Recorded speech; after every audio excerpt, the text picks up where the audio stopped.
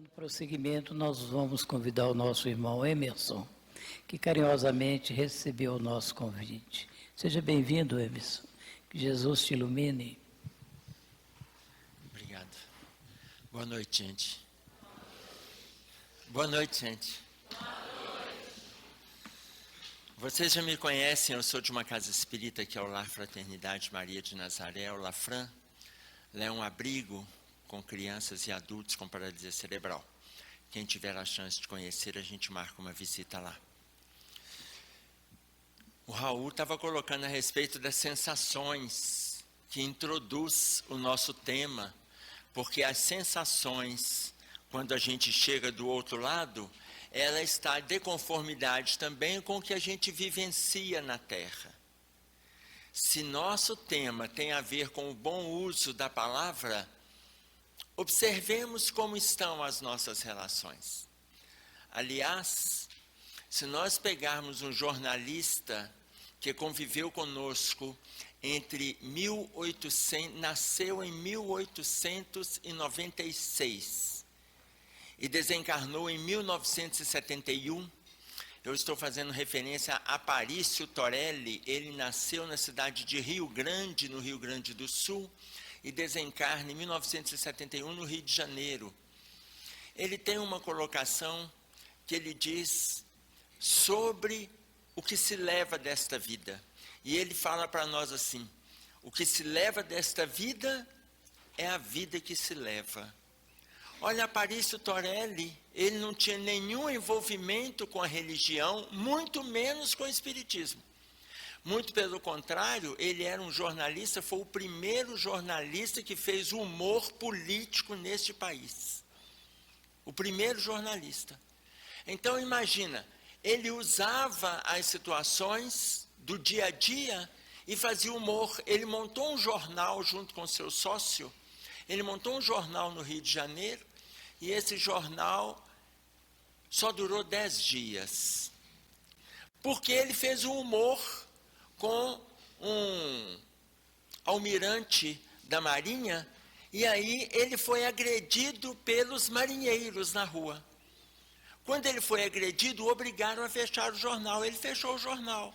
E aí ele colocou uma placa no escritório dele, que ele continuou trabalhando, que é uma placa que hoje a gente encontra em repartições públicas, a gente encontra em alguns escritórios, que está escrito assim: entre sem bater.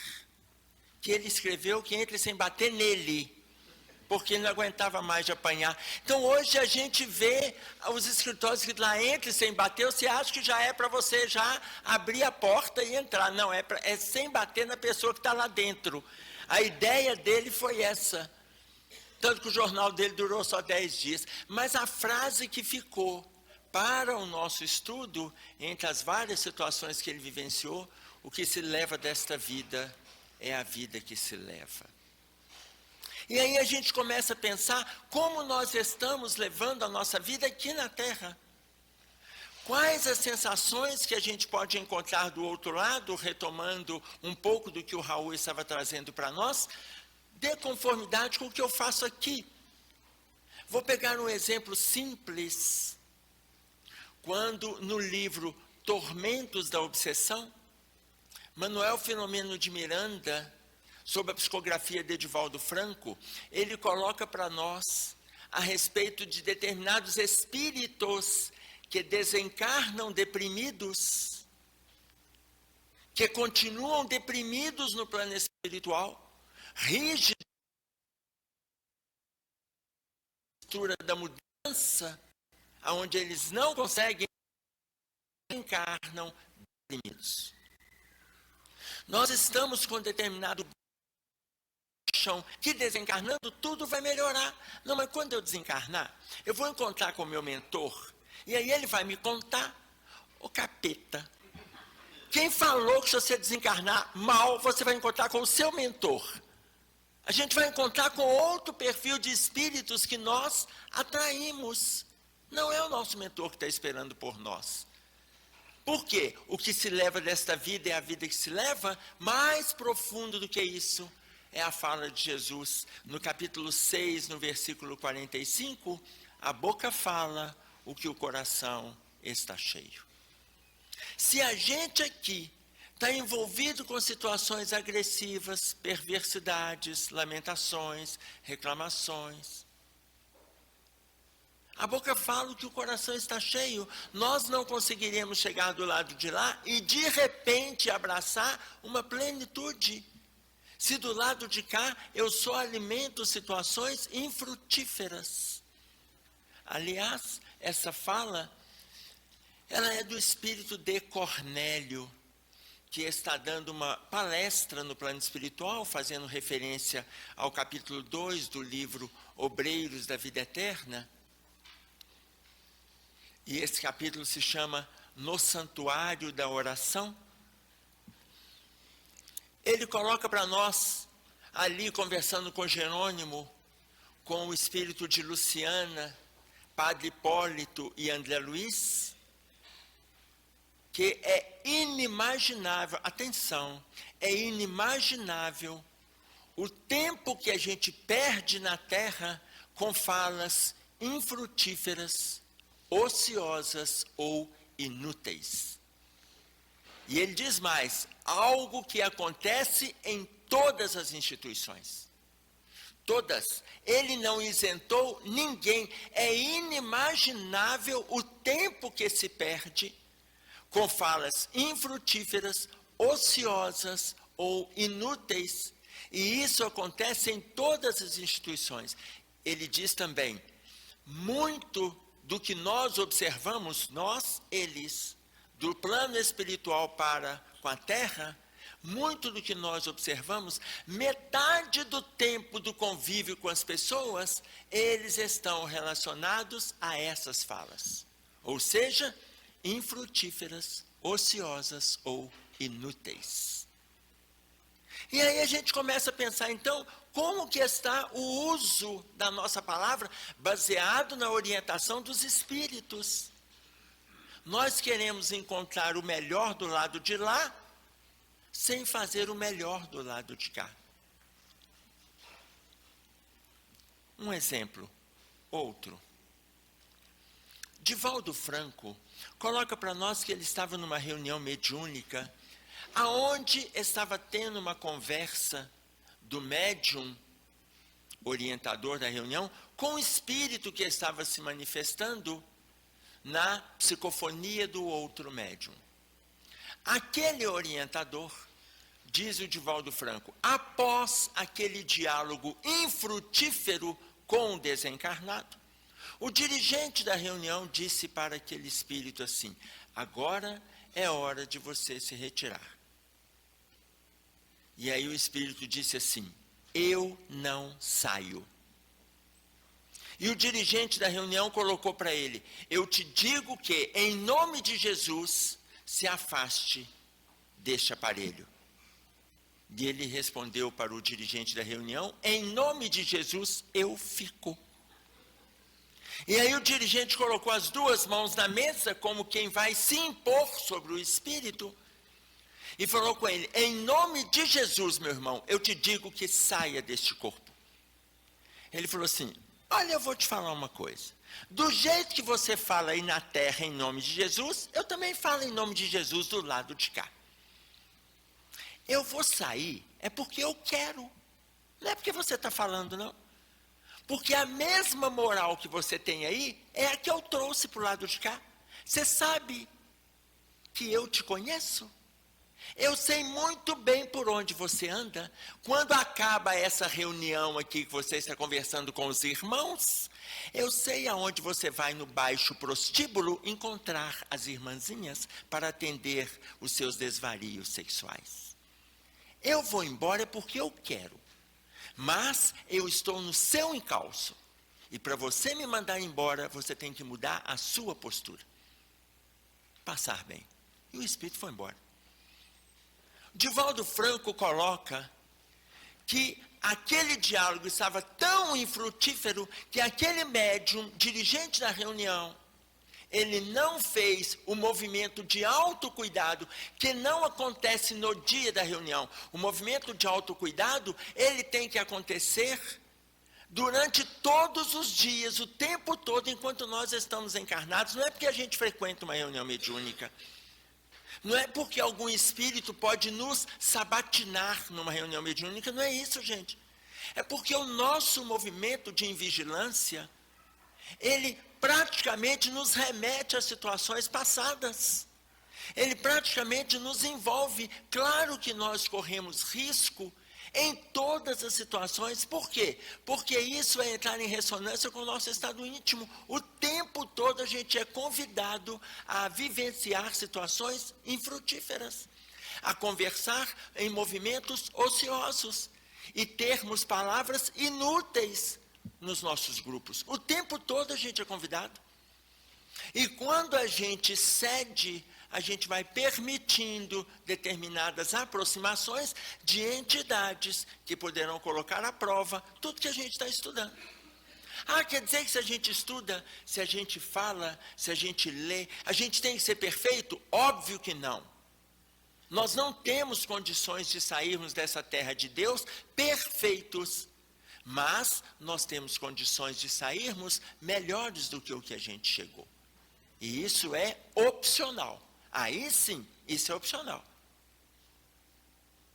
Tanto que, se a gente fez uma referência a Aparício Torelli, e ligamos com a fala de Jesus, que está no capítulo 6, no versículo 45 de Lucas, nós podemos também trazer uma outra colocação que é de Mateus.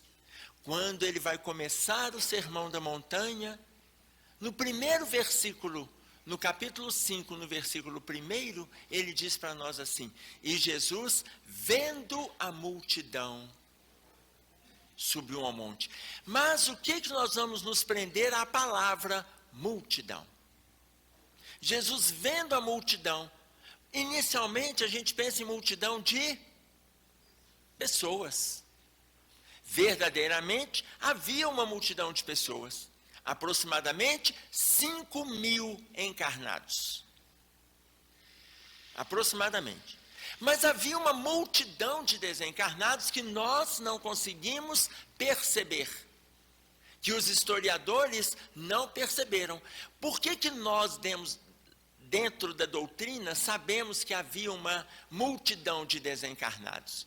Porque se numa casa espírita, conforme coloca para nós Hermance Dufour, no livro Reforma Íntima Sem Martírio, se numa casa espírita, nós trazemos para cada encarnado uma média de 15 a 20 desencarnados, uma casa espírita com 100 encarnados, nós teremos pelo menos de 1.500 a 2.000 desencarnados.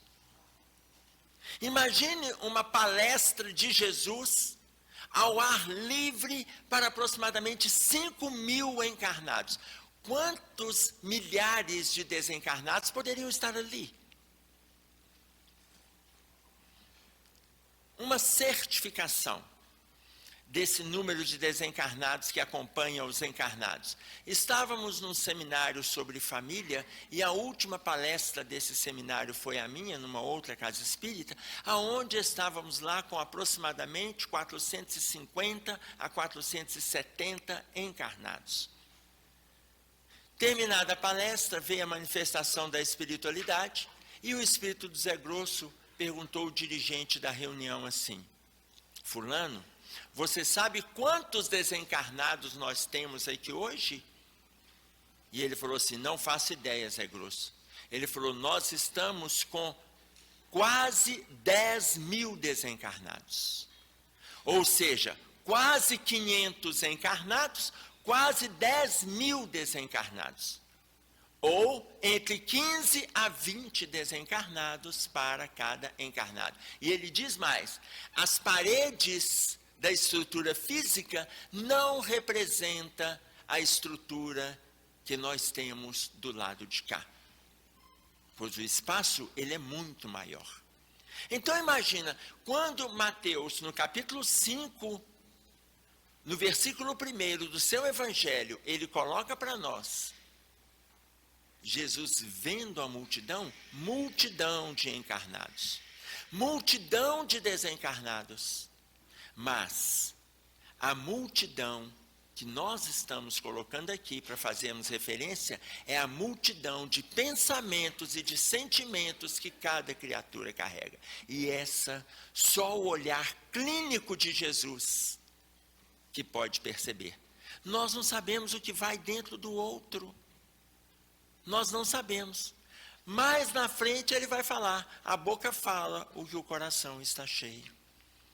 A multidão de situações que a gente está carregando aqui dentro, quantos transtornos, quantas dificuldades. A multidão.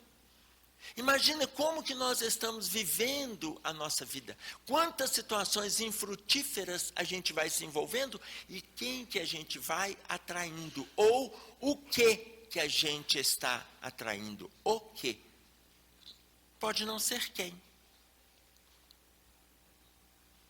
Ah, mas por que o quê? Porque também tem as entidades que inúmeras delas não têm nem mesmo forma de pessoas, porque estão absurdamente deformados nas suas questões perispirituais e muitas vezes vão se acoplando às nossas viciações. Embora quem olha para a gente na capa não vê o que vai aqui dentro. Quando a gente vai abrindo a boca, vai aparecendo o linguajar. Qual é a necessidade de nós falarmos palavras vulgares? Usarmos palavras obscenas? E olha, a nossa língua é uma das línguas mais ricas do mundo na construção da verbalização, embora não consigamos, como o Raul estava trazendo aqui, colocar todas as nossas ideias em palavras, todos os nossos pensamentos em palavras. Claro que não conseguimos. Por quê que a gente não consegue? Nós temos aproximadamente 60 mil pensamentos por dia, segundo Joana de Ângeles, no livro Desafios e Soluções. No livro Em Novos Horizontes, o espírito de João Lúcio, ele coloca que nós podemos chegar até 100 mil pensamentos por dia. Realmente não temos condições de descrever em palavras tudo que está aqui dentro, tudo que está aqui dentro. Então a gente vai tendo palavras que têm sentido amplo, mas que não perde o sentido daquilo que a gente gostaria de comunicar, quando a gente sabe usar uma boa verbalização. O que nos impede? Agora a gente vai perdendo tempo. Vocês veem que, à medida que nós estamos, que eu estou colocando para vocês, que a gente está conversando, que a gente está refletindo, eu vou trazer para vocês uma pesquisa. Por que a gente se envolve tanto com o negativo? Tem só o nosso estado íntimo? Claro que o nosso estado íntimo, ele é palpável para nós. Cada um sabe o que vai dentro de si.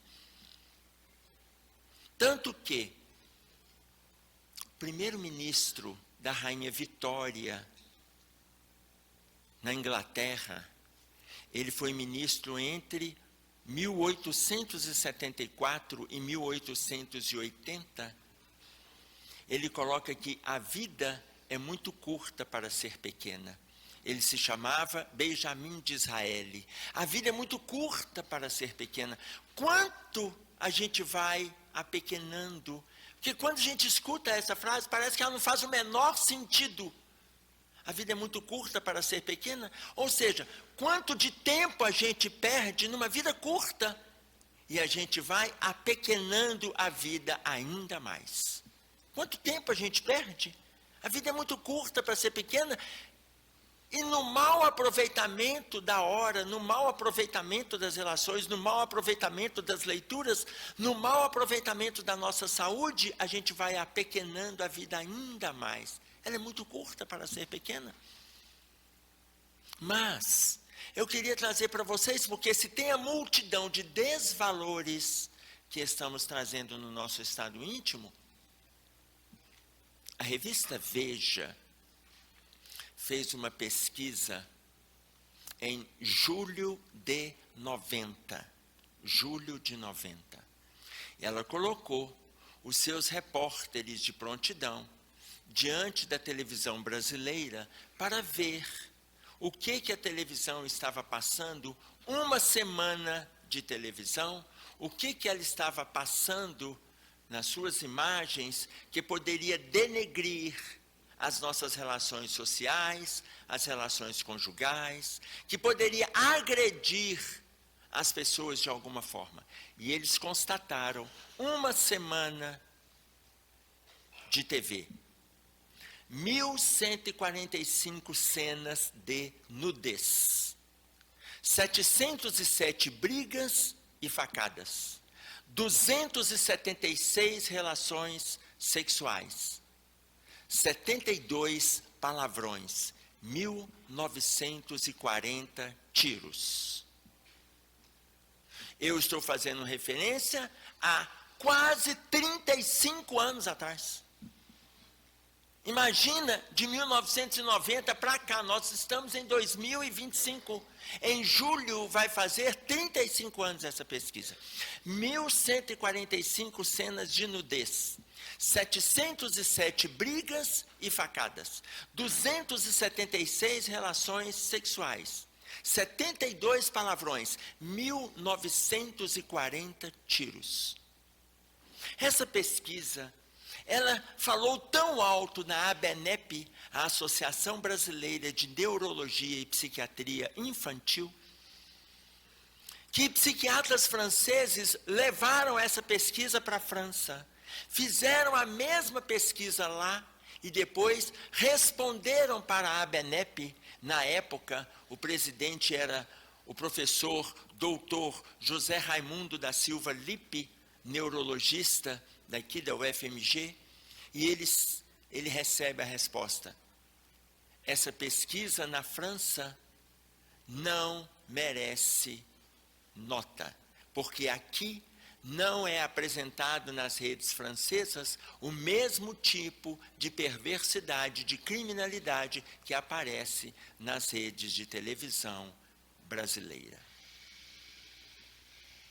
Não é digno de nota.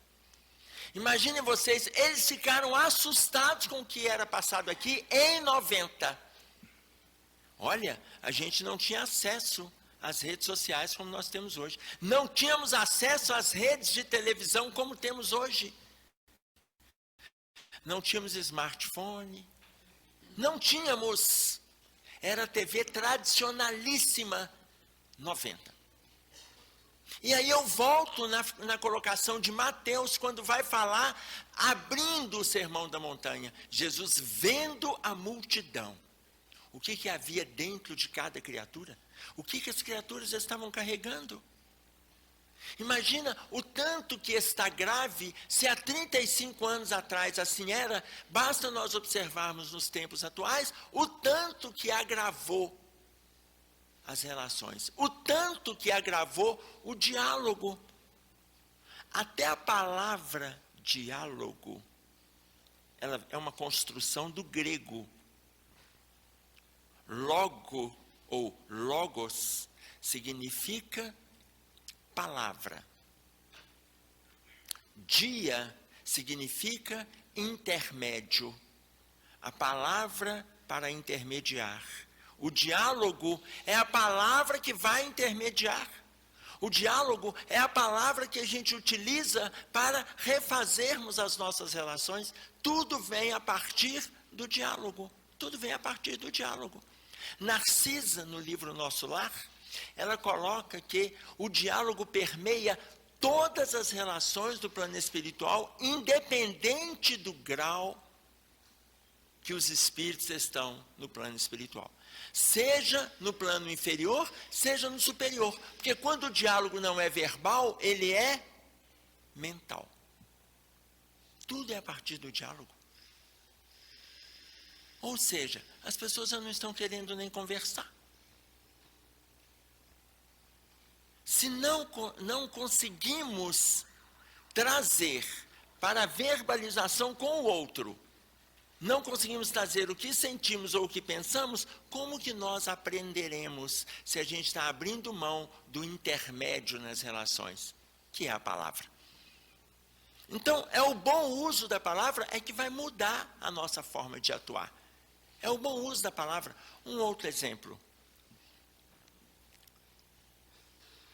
André Luiz, ele coloca para nós no livro Sinal Verde assim: nunca fale aos gritos abusando da intimidade doméstica. Nunca fale aos gritos abusando da intimidade doméstica.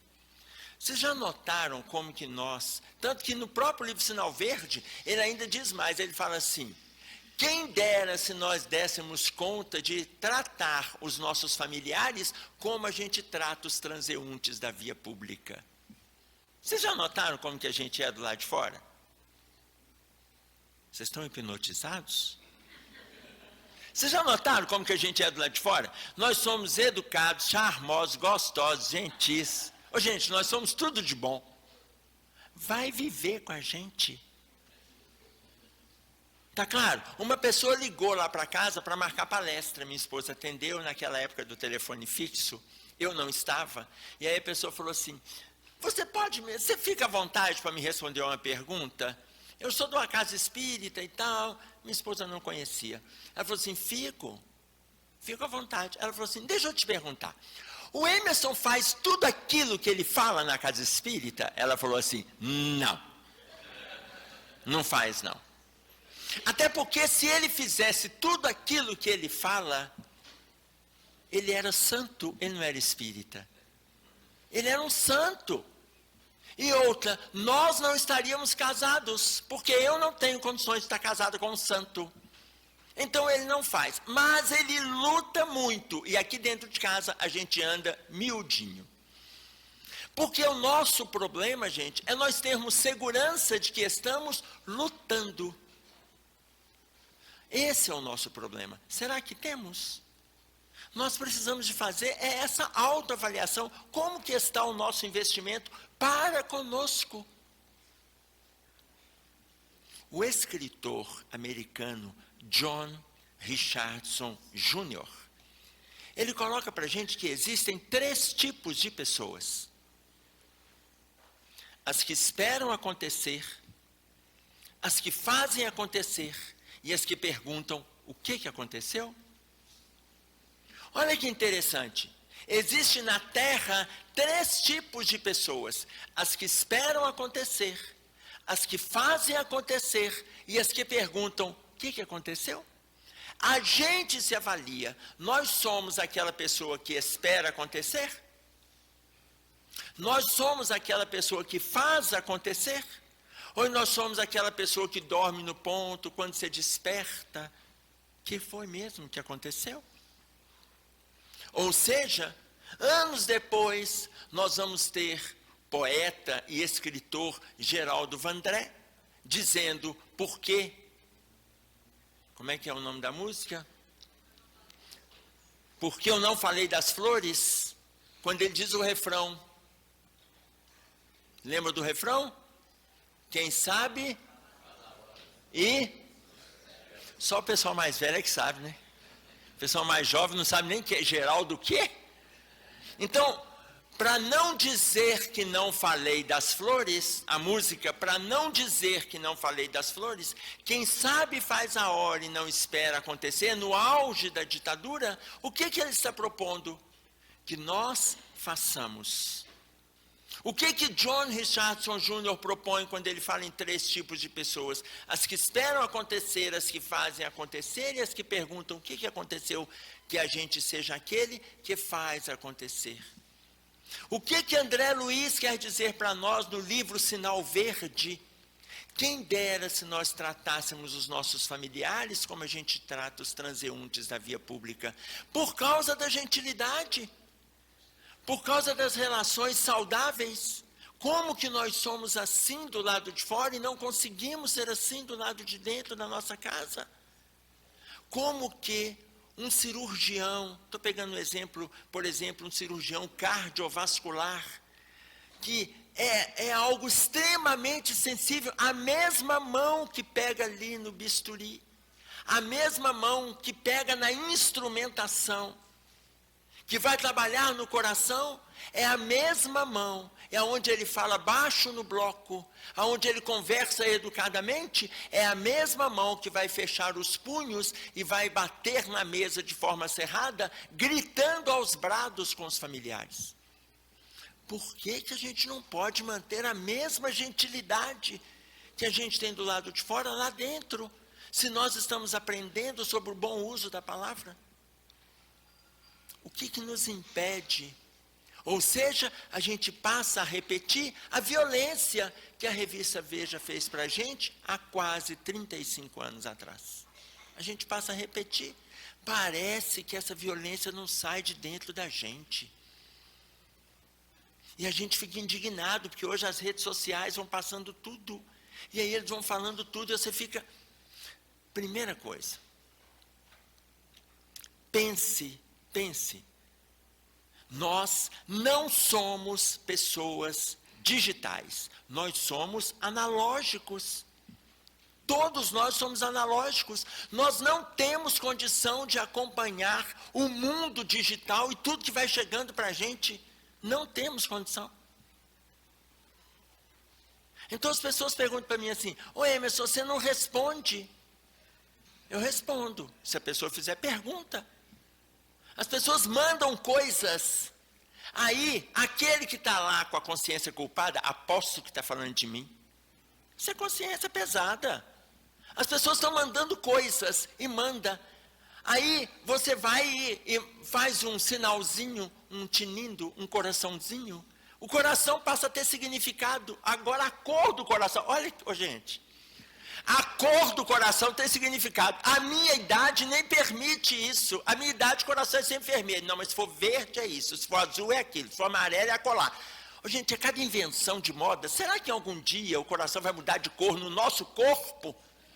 Para poder atender a demanda social? Porque vai ser sempre vermelho. Se o coração vier porque a pessoa gostou. Se a pessoa manda um rosto com 3 corações, são os 3 beijinhos. Toque, toque, toque. Se o coração vier pulsando, aí tem um outro significado. Se não vier nada, nossa, mas fulano é indiferente mesmo. Ô, gente. Aí quando a pessoa me pergunta, mas você não responde, eu falo, mas você me perguntou alguma coisa? Não, mas eu mandei para você. Mandar para mim não é perguntar. Tem que ter interrogação no final. Alguém mandou mensagem para mim, foi hoje? Você mandou hoje? Você viu a resposta que eu dei? Nada. Isso, não falei nada. Entenderam como é que funciona? Ela me mandou uma afirmativa. Estamos te aguardando hoje no Sheila conforme programado. Isso é uma afirmativa. Ela não perguntou assim, ok? Com uma interrogação no final. Ela não perguntou. Porque se ela perguntasse, eu responderia, ok. Mas ela mandou, estamos te aguardando hoje conforme programado. Pronto, gente. É uma afirmativa. Ok, já estava programado, já estava agendado.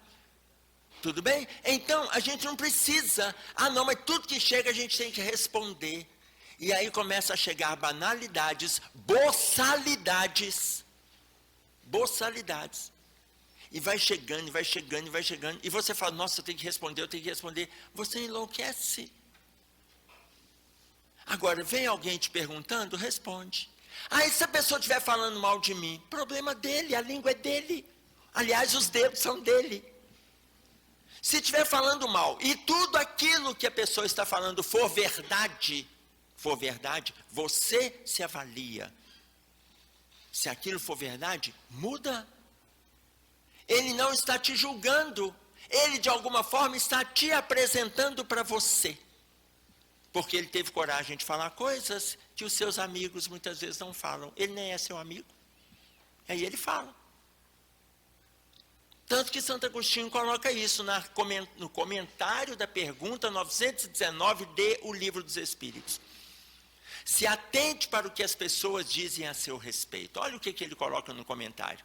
Depois, se vocês puderem ler o comentário, ele é muito rico quando ele explica o conhece-te a ti mesmo. Ele diz assim, se atente para o que as pessoas dizem a seu respeito, mas se preocupe com a colocação daqueles que são seus inimigos. Porque por não gostar de você, eles vão falar coisas que os seus amigos não dirão. Porque ele não gosta. Então, se falou alguma coisa que te agride, pensa, se aquilo ali for verdade, nossa, eu tenho que mudar essa postura minha. Pronto, gente, luta, muda, faz um esforço.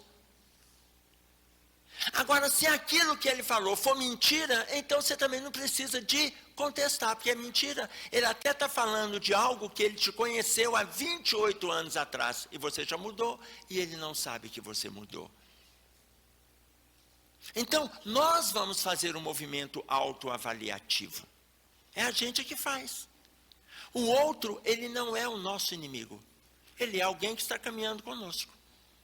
Imagina se a gente desse conta de tratar os familiares como a gente trata os transeuntes da via pública, conforme coloca André Luiz. Quando ele fala para nós, nunca fale aos gritos abusando da intimidade doméstica, eu me lembro de Zílio Tutu. Zílio Tutu, ele era o pai de Desmond Tutu. Desmond Tutu foi pastor africano, nasceu na África do Sul e foi Prêmio Nobel da Paz em 1984. Ele conviveu com Nelson Mandela, os dois viveram em Joanesburgo, os dois viveram na mesma rua e eram contemporâneos de idade, e os dois foram Prêmios Nobel da Paz. Desmond Tutu em 1984, Nelson Mandela em 1993, 9 anos depois. O pai de Desmond Tutu, Zílio Tutu, conversando com ele ainda na adolescência, e naquele período que os adolescentes têm um arroubo de humor, que falam mais alto, que altera o tom de voz, e muitas vezes levam isso para a fase adulta, e começa a fazer isso na via pública, começa a fazer isso nas instituições privadas, no ambiente de trabalho, porque acha que aumentando o tom de voz, passa a ter mais razão. Não existe isso não, gente. Mas Zílio Tutu falou para o seu filho, Desmond Tutu, meu filho, não grite, melhore as tuas argumentações. Gente, é muito simples. Não grite, melhore as tuas argumentações. Ou seja, trazendo para nós, isso lá na África do Sul, trazendo para nós aqui no Brasil, com a riqueza de vocabulário que a gente tem, não precisamos de gritar, agredir, xingar, não precisamos. Perverter, não precisamos. É o bom uso da palavra? Sim, mas com qual objetivo? Criar para nós, em torno da gente, no nosso estado íntimo, situações de bem-estar.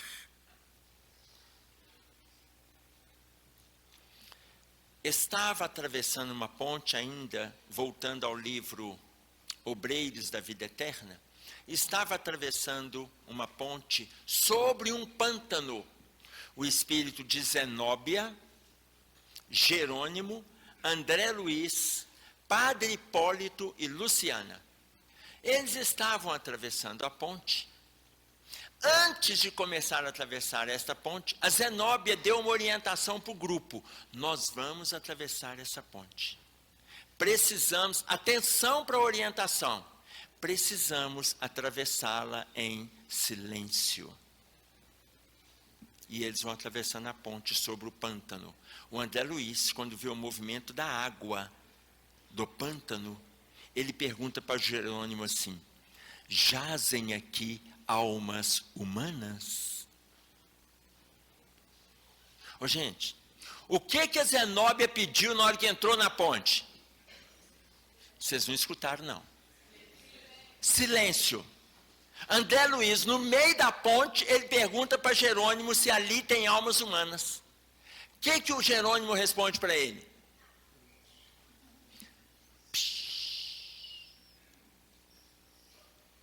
Só que, na hora que os espíritos que estavam no pântano ouviram essa frase, eles começaram a sair do fundo do pântano. O André Luiz toma um susto que ele fala assim, nesse momento o meu medo era tão grande que a minha vontade era de utilizar a instrumentação da volitação para sair voando daqui, de tanto medo que eu estava. Porque os espíritos ali, eles estão absurdamente deformados. Que ele usa o termo de sáureos, termo esse que eu desconhecia. Eu fui ver no dicionário o que é sáureos. Aí ele fala, espíritos em forma de sáureos começaram a sair para nos atacar pela ponte e começaram a gritar, uns começaram a pedir socorro.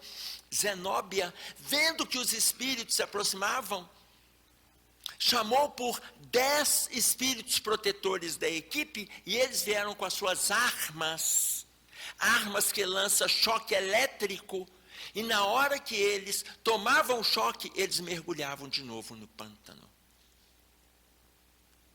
Sáureos é a forma primitiva dos répteis. Forma primitiva dos répteis. Olha o tanto que eles estavam deformados pelas viciações dos crimes que eles cometeram há séculos.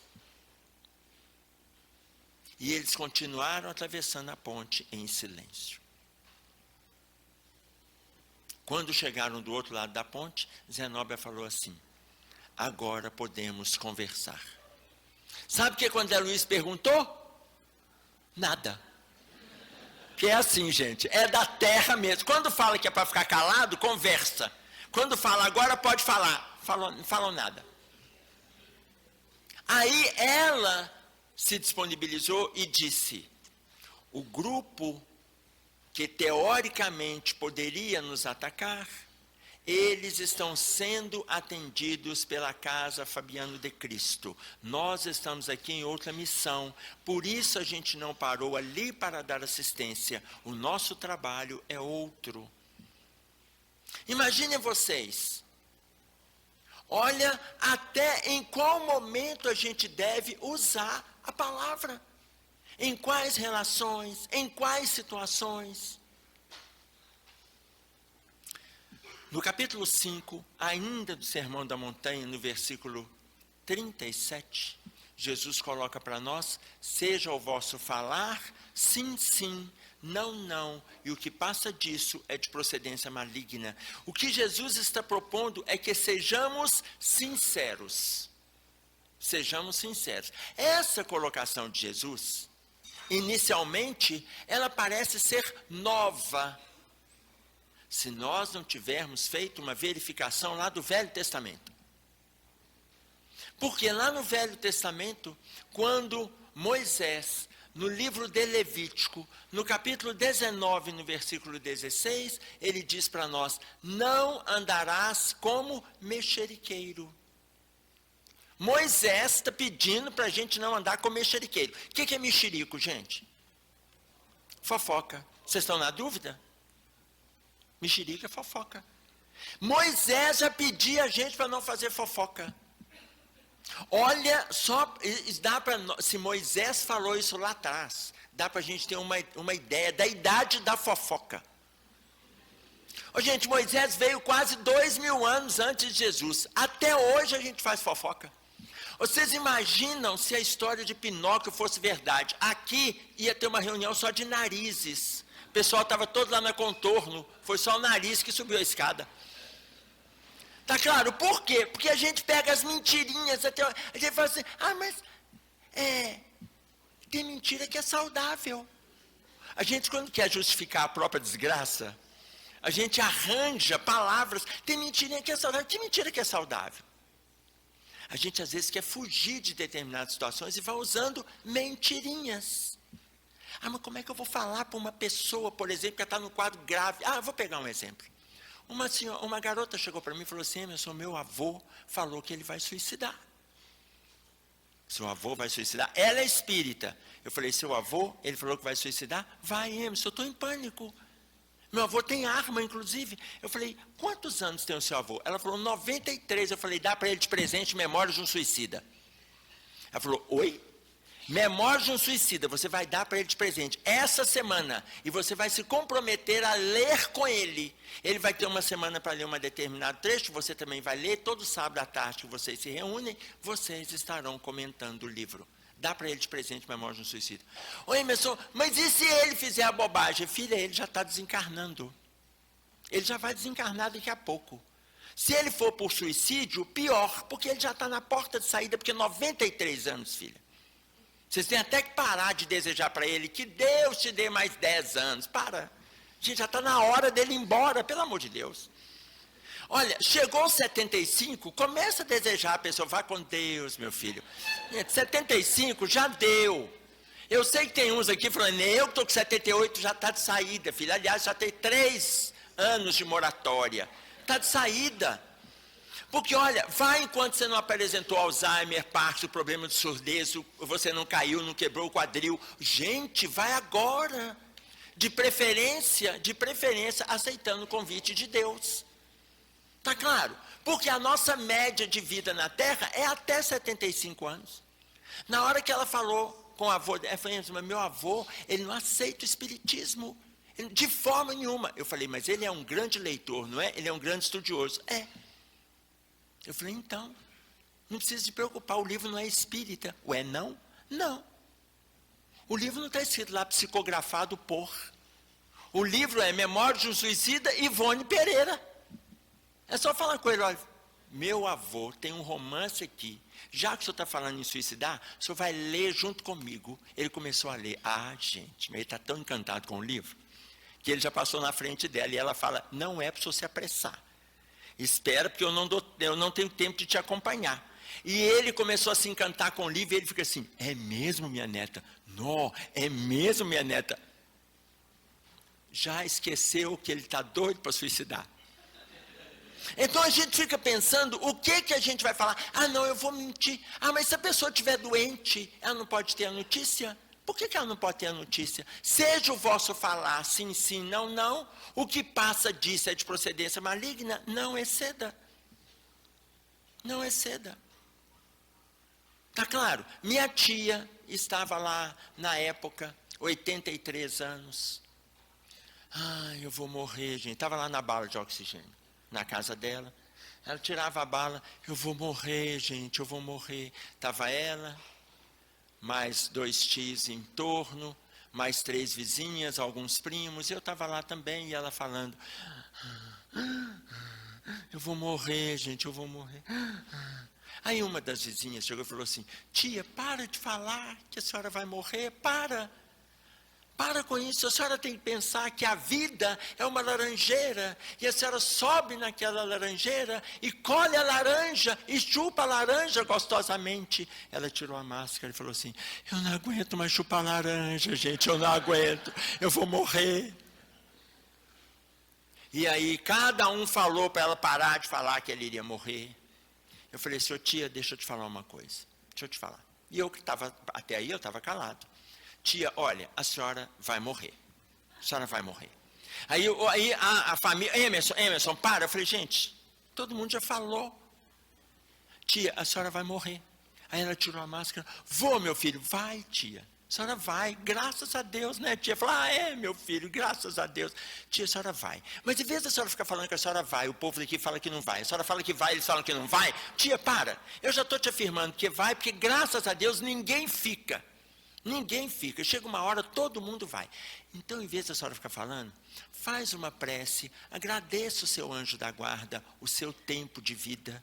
Agradeça, Deus te deu um filho, esse filho te deu 3 netos, numa vida extremamente estável, numa vida saudável. Tia, agradeça a Deus a saúde que a senhora teve, aproveita a sua oração, que ajudou a vovó a cuidar de todos os seus irmãos, porque a senhora era mais velha. E entre eles, o meu pai. Tia, agradece a Deus. Ela tirou a máscara.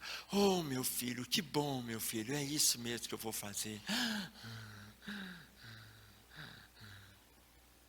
Aquela peste viveu mais 2 anos. Vocês estão achando que ela desencarnou? Desencarnou não, gente. A gente é que fica achando que não pode. Ah, não pode. Gente.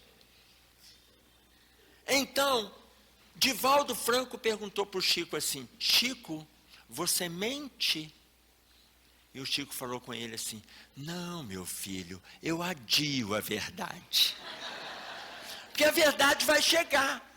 Se a pessoa preferir uma mentirinha, está indo contra o Evangelho de Jesus. E está atendendo Moisés lá atrás, que ele está pedindo para não fazer, porque lá atrás a gente já fazia. São pequenas mentirinhas. E tem gente que fala assim, eu vou perguntar aqui para vocês, quem mentiu esse ano, levanta a mão para mim, só para eu ter uma ideia aqui do público. Não é todo mundo que levantou, já tem gente mentindo aqui hoje. Quem mentiu esse ano, levanta a mão para mim, de janeiro para cá. Tem gente que está na dúvida ainda, né? Olha aqui, celular, seu celular tocou. Aí você olhou o seu celular e falou assim, é fulano. Vou atender agora não. 4 horas depois você retorna e fala com ele assim, só agora que eu vi sua ligação. O que é isso? Quem mentiu esse ano, levanta a mão para mim. Ó, já melhorou. Então vocês imaginem, são pequenos detalhes que a gente acaba conturbando o nosso estado íntimo. A gente acaba conturbando. Mas nós podemos fazer da nossa palavra um objeto de crescimento, de auxílio, ou seja, de autoajuda e de ajuda, se nós assim o quisermos. Então, eu queria contar uma historinha para vocês, que o André Luiz cita para a gente, e vocês vão ver sobre o bom uso da palavra. André Luiz, isso está no capítulo 16 do livro Os Mensageiros, que se chama No Posto de Socorro. André Luiz, quando entra com Aniceto no posto de socorro, ele vê um quadro, uma tela de São Diniz. Quando ele vê a tela de São Diniz, ele fica tão impressionado com a tela, com as belezas do traço da tela, que ele comenta com Aniceto e com o Alfredo, que é o dirigente do posto de socorro, e ele fala assim, puxa, mas é a tela de São Diniz? É uma cópia fiel da tela que está exposta no Panteão, em Paris. E aí, o espírito de Aniceto e Alfredo deram um sorriso e falaram com ele assim, não, meu filho, é a que está lá, é que é uma cópia infiel desta que você está vendo aqui. Na realidade, aquela tela surgiu porque, numa noite, nós fomos visitados pelo pintor de Bayonne, na França, nós fomos visitados por Florentino Bonnat. E ele ficou tão impressionado com a beleza da tela, que ele não descansou enquanto ele não a retratou, e é a que você conhece, é uma cópia infiel desta tela que aqui está, quando nós fomos visitados pelo grande mártir do cristianismo, que a igreja o nomeou de São Diniz. Enfim, essa é a história que está no livro. E aí, eu falei, gente, nunca ouvi falar de São Diniz. Os católicos que eu conversei não escutaram falar sobre São Diniz. E aí eu fui ler sobre São Diniz. São Diniz foi martirizado por volta do ano 250 a 258. Quando ele entra em Roma, ele é preso. Ele é preso e quando ele foi conversar com o imperador colocou para ele que ele tinha que voltar atrás em tudo que ele falava sobre o cristianismo. A palavra dele era tão convincente que ele atraía as pessoas à medida que ele falava de Jesus. E aí ele colocou que ele não voltaria atrás.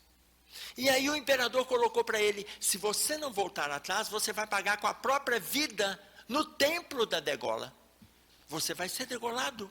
Ele afirma, serei degolado, mas não abro mão dos princípios que eu defendo relacionados a Jesus. Ele é levado para o templo da degola, atenção, ele é levado para o templo da degola.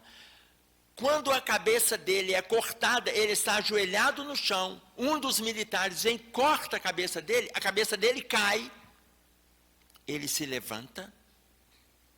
Vocês têm noção que quando a cabeça vai, o olho vai junto?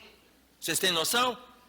Ele vira na direção da cabeça dele, ele vira o corpo dele na direção da cabeça, anda, pega a cabeça dele, coloca a cabeça na altura do tronco, e ele sai do templo da degola, e vai até o outro lado da rua e entra para a igreja, carregando a cabeça dele. Quando ele coloca a cabeça do lado de cá, ele cai e morre. Isso é fato. Isso é fato.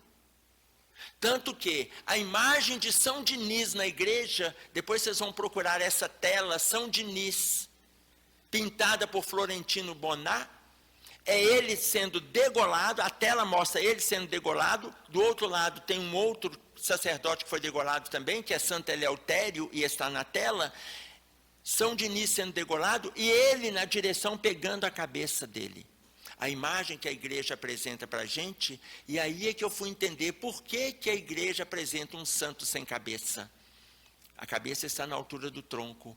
Aí eu perguntei para um sacerdote de Aparecida, por que não falam de São Diniz? A igreja não fala de São Diniz. Ele falou assim, Emerson, você é espírita, e você sabe que são fenômenos que só a mediunidade que vocês estudam é capaz de explicar.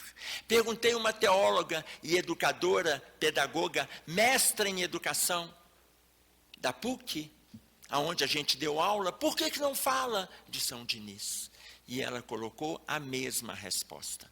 Ou seja, só a mediunidade para explicar. Mas imaginem para vocês ver o poder da palavra. Ele convertia centenas de milhares de pessoas quando ele verbalizava sobre Jesus. Então, eu trouxe o que está no livro, Os Mensageiros, mais o que está na história, para que nós entendamos o que está chegando para a gente. É isso que nós tínhamos para trazer. Eu vou agradecer a paciência de vocês, tomara que tenha valido as reflexões dessa noite. Até breve, se Deus quiser. Agradecemos o nosso irmão Emerson pelo estudo.